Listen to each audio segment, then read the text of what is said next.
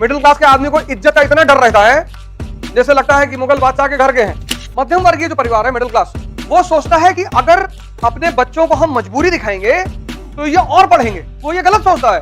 तो सोचेगा यार ये पागल है, मेरा बाप जो है कह रहा है माँ बाप का बस चले, तो वो चाहते हैं कि हमारे रहते तुम कुछ कर लो, चाहे तुम पीडब्ल्यूडी में क्लर्क ही बन जाओ। जब भी तुम गुलाम होगे तो उसकी बस एक वजह होगी, तुम्हारी आंतरिक कमजोरी।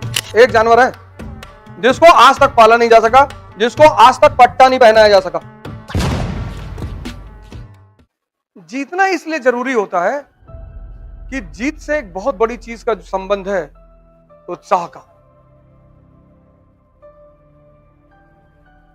और जो हार के उत्साहित है वो तो भगवान है, सो तो तुम हरा ही नहीं सकते। इसलिए मिडिल क्लास का आदमी बहुत परेशान होता है। मिडिल क्लास के आदमी को इज्जत का इतना डर रहता है जैसे लगता है कि मुगल बादशाह के घर के हैं। मिडिल क्लास का जो लड़का है उसके ऊपर इतनी चीजें थोपता उसका परिवार।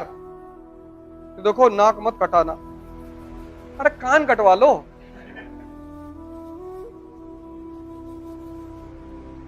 माँ बाप अनजाने में कुछ करते हैं, अनजाने में। देखो भैया हम लोग हो रहे हैं बुजुर्ग, बीपी बहुत हाई है। युद्ध का नियम क्या है कि जो लड़ने जा रहा है उसको उत्साहित करो। लेकिन मध्यम वर्गीय माँ बाप दूसरा रास्ता अपनाते हैं कि जो लड़ने जा रहा है उससे उसको डराओ। अखिलेश यादव चुनाव हार गए तो उनके पापा कौन संभाल रहे हैं उनको?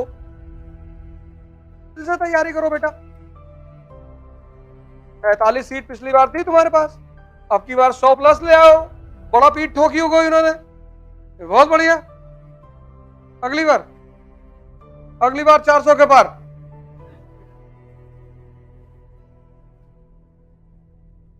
इलेक्शन खत्म हुआ, सारे विपक्ष के नेता गए, योगी जी से मिले, उनको बधाई दी कि आप सरकार बनाइए।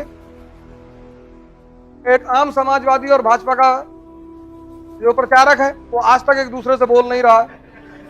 समाजवादी वाला ताव में था ना, समाजवादी वाले ताव में थे कि हम जीत गए, कि भैया आ रहे हैं। और मामला हो गया उल्टा। हमारे एक यादव मित्र हैं, वो तो फोन ही नहीं उठा रहे। आदरी में उनका शोरूम है अंडा का, वो फोन ही नहीं उठा रहे। 10 मार्च और आज 20, बंदा फोन ही नहीं उठा रहा। 9 मार्च को उन्होंने हमसे कहा था कि भाई साहब पूरी बहुमत में आ रहे हैं और पलट देंगे सबको। हम तो दूसरे चरण में ही जीत गए थे। इतना कॉन्फिडेंस था उस आदमी को, कह रहा था अंतिम चरण के चुनाव की जरूरत ही नहीं है, भैया वैसे ही सरकार बना रहे। हमने कहा सरकार तो बन जाने दो। अरे कैसी बातें कर रहे हैं, आपको टेंडर दिलाऊंगा पूर्वांचल एक्सप्रेस का। मैंने कहा ठीक है भैया ध्यान रखना। हाँ, और एक बैग सारा मामला पलट गया। मध्यम वर्गीय जो परिवार है, मिडिल क्लास, वो सोचता है कि अगर अपने बच्चों को हम मजबूरी दिखाएंगे तो ये और पढ़ेंगे। वो ये गलत सोचता है। एक बात युद्ध का नियम याद रखना, जब कल तुम्हारे बच्चे लड़ने जाएंगे आज से 10 साल बाद, तो उनसे कहना अबे कोई बात नहीं, तुम फेल हो जाओ तो तुमको मर्सिडीज खरीद के देंगे। तो सोचेगा यार ये पागल है, मेरा बाप जो है कह रहा है कि तुम 4 अटेम्प्ट आईएएस दो, अगर तुम्हारा नहीं हुआ तो मर्सिडीज की चाबी हमसे ले जाओ। खुलकर खेलेगा वो कोई, क्योंकि सबसे समाज तो वैसे ही डिप्रेस कर रहा है। समाज तो वैसे ही डिप्रेस कर रहा है, अगर परिवार भी करेगा तब। इसलिए जिनके मां बाप नहीं रहे, परिवार नहीं रहे, उन्होंने बड़े कांड किए जीवन में। ऐसे बड़े, अब जैसे भगवान कृष्ण है, मां बाप जेल में, नहीं तो इंजीनियर बना देते, मैकेनिकल इंजीनियर, इंजीनियरिंग करके। कोई जानता उनको? मां बाप का बस चले तो वो चाहते कि हमारे रहते तुम कुछ कर लो, चाहे तुम पीडब्ल्यूडी में क्लर्क ही बन जाओ। माँ बाप की दो तीन तमन्ना बहुत बड़ी बड़ी होती है। एक, हमारे सामने तुम नौकरी पा जाओ, और दूसरी तुम्हारी शादी हो जो हम तुम्हारे बच्चों को खिला लें। तुम जब भी गुलामी करोगे, जब भी तुम गुलाम होगे, तो उसकी बस एक वजह होगी, तुम्हारी आंतरिक कमजोरी। दुनिया में एक जानवर है जिसको आज तक पाला नहीं जा सका। एक जानवर है जिसको आज तक पाला नहीं जा सका, जिसको आज तक पट्टा नहीं पहनाया जा सका, और वो है भेड़िया।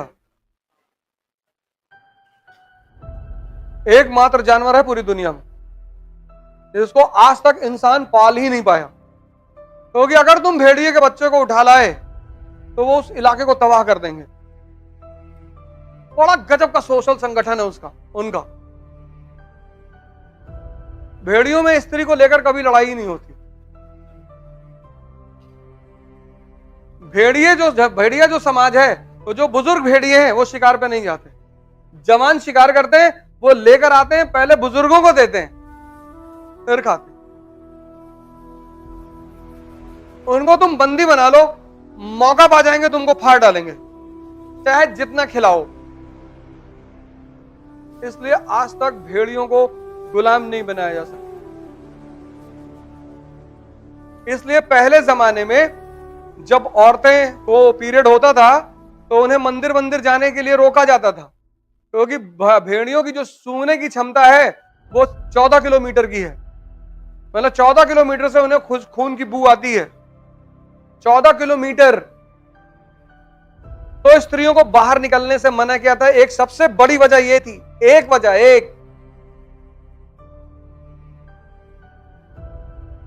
सुबह 4 बजे मंदिर पहुंच गई और वो उधर से निकल आया। उसकी एक वजह यह थी कि पीरियड में स्त्री को मंदिर नहीं जाने दिया जाता था।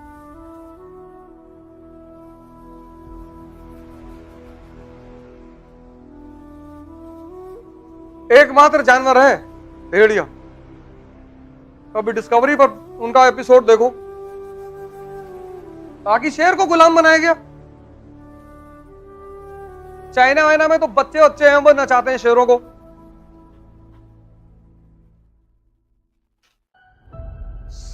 ताकत कहां है अपने अंदर?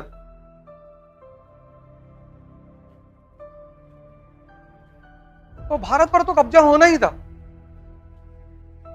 आइसोलेटेड, दुनिया में क्या हो रहा है पता ही नहीं। कितनी बड़ी बड़ी घटनाएं घट गई पश्चिम में, इतना बड़ा व्यापार चल रहा है आपका उनके साथ, आपको कुछ पता ही नहीं। पुनर्जागरण, साइंटिफिक डिस्कवरीज, आपको कुछ पता ही नहीं।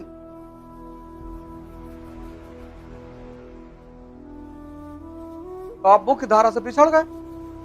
तो आप जब मुख्य धारा से पिछड़ गए, बैकवर्ड हो गए, तो वीक हो गए। तो जब वीक हो जाएंगे तभी तो गुलाम बनेंगे।